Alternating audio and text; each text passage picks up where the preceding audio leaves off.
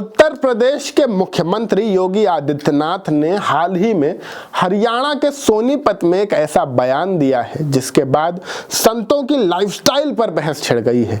CM योगी ने दो टूक शब्दों में कहा, एक संत के लिए धर्म और राष्ट्र से बढ़कर कुछ नहीं हो सकता। उसकी कोई व्यक्तिगत प्रॉपर्टी नहीं होती और धर्म ही उसकी प्रॉपर्टी है।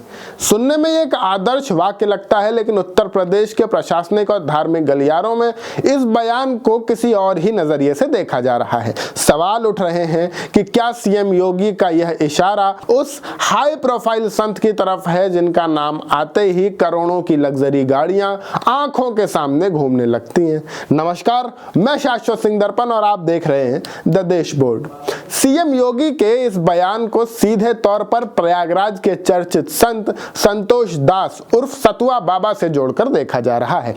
सतुआ बाबा वही संत हैं जिनके माघ मेले के शिविर के बाहर land rover, defender, Porsche taken और इस तरह की तमाम महंगी गाड़ियां दिखाई दी। इन गाड़ियों की कीमत सुनकर आप हैरान रह जाएंगे। लैंड रोवर करीब 3 करोड़ रुपए की, पोर्शे करीब 4.5 करोड़ की, मर्सिडीज करीब 1.5 करोड़ रुपए की है। जब सतुआ बाबा इन गाड़ियों को खुद ड्राइव करते हुए महंगे ब्रांडेड चश्मे लगाए हुए नजर आते हैं तो सीएम योगी की त्याग और तपस्या वाली परिभाषा और बाबा की लग्जरी लाइफ के बीच एक बड़ा विरोधाभास खड़ा हो जाता है। लोग अब सोशल मीडिया पर पूछ रहे हैं कि अगर संत की निजी संपत्ति नहीं होती तो ये करोड़ों का कारवां किसका है। इस कहानी में एक दिलचस्प मोड़ तब आया जब प्रशासनिक अधिकारी भी बाबा की सेवा में लगे दिखे। आपको 24 सितंबर 2025 का वो वायरल वीडियो याद होगा जब डीएम मनीष कुमार वर्मा माघ मेले का निरीक्षण करते करते सतुआ बाबा के कैंप में रोटियां सेकने लगे थे। कोट पैंट पहने डीएम साहब चूल्हे पर रोटी बना रहे थे और बाबा उन्हें सिखा रहे थे। इस पर यूपी के डिप्टी सीएम केशव प्रसाद मौर्य ने भी चुटकी ली थी।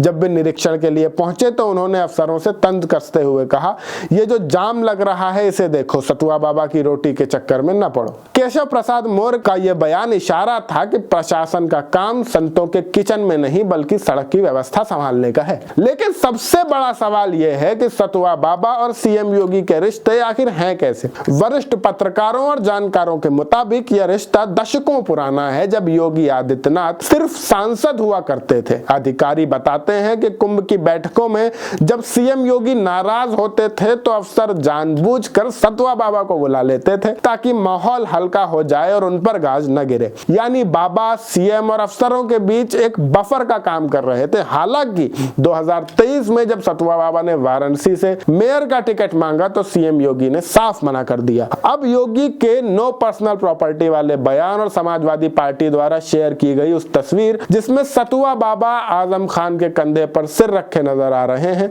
इन दोनों ने ही अटकलों को हवा दे दी है। क्या सतुआ बाबा और सीएम योगी के रिश्तों में खटास आ गई है या फिर यह बयान सभी संतों के लिए एक सामान्य नसीहत थी। इस लग्जरी लाइफस्टाइल और संत परंपरा पर आपकी क्या राय है, हमें कमेंट सेक्शन में जरूर बताइए। अगर आपको यह रिपोर्ट पसंद आई हो, ये वीडियो पसंद आई हो तो इसे लाइक करें, अपने दोस्तों के साथ शेयर करें। धर्म और राजनीति के ऐसे ही दिलचस्प समीकरणों को समझने के लिए द देश बोर्ड को सब्सक्राइब करना ना भूलें। मैं शाश्वत सिंह दर्पण, आप सबका बहुत बहुत शुक्रिया।